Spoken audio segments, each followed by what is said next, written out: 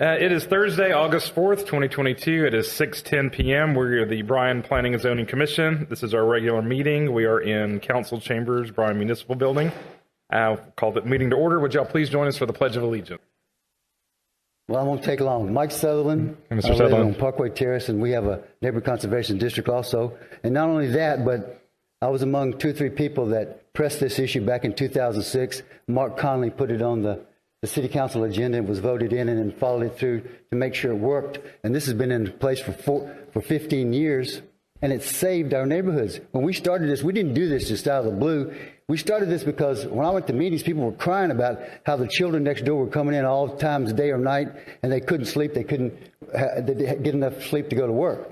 So it almost destroyed Memorial Forest. There were 50 rental properties in Memorial Forest and that were all over the neighborhoods, and people were just going crazy over it. And one thing, Randy, I think he needs to, where's Randy? I think he needs to check his deal, because once the conditional use permit is in place, if that changes and for a year, it goes back to where it is. Like if they're approved for 4 people, they only have 3 people for a year, then it goes back to 3. The other thing too is that that staff report is wonderful. I was in the Army 22 years and saw a lot of staff reports, and I think they ought to get a gold star or something, Randy. I don't know. Where's the lady that wrote it? Is she here?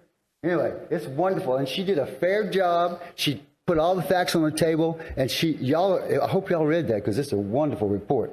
The other thing is that I think it's not really logical to think that a group of 18-year-olds can live next door to 60-year-olds and everything be fine.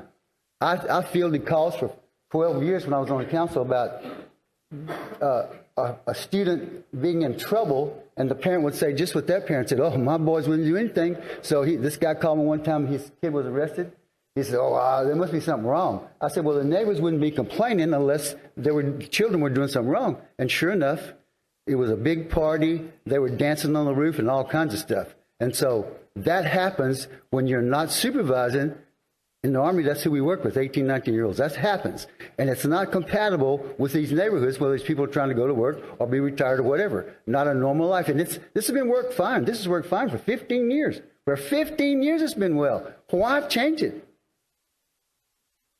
Unless you put so many restrictions on him that he has to act just like the neighbors act now. And one of the things, there was a letter sent out about, how much time, where's the time? Okay, there's a letter sent out about the property values. About the property values in an RNC were less than those in other places. Well, if you check it, like that house that we're talking about, their values over the last 10 years went up 72%. Now, if anybody ought to have great property values increases, it ought to be Miramont. So I checked Miramont. There's a house in Miramont that started off at $1.1 million, now it's $1.4 million. That's 49%. These guys do 72 the way they do business, 49. Thank you very much. Thank you, Mr. Sutherland. I appreciate your time. Would anyone else like to come forward and speak? Mr. Sutherland did a good job for y'all, but if anyone else would like to, if not, we will be glad to go ahead and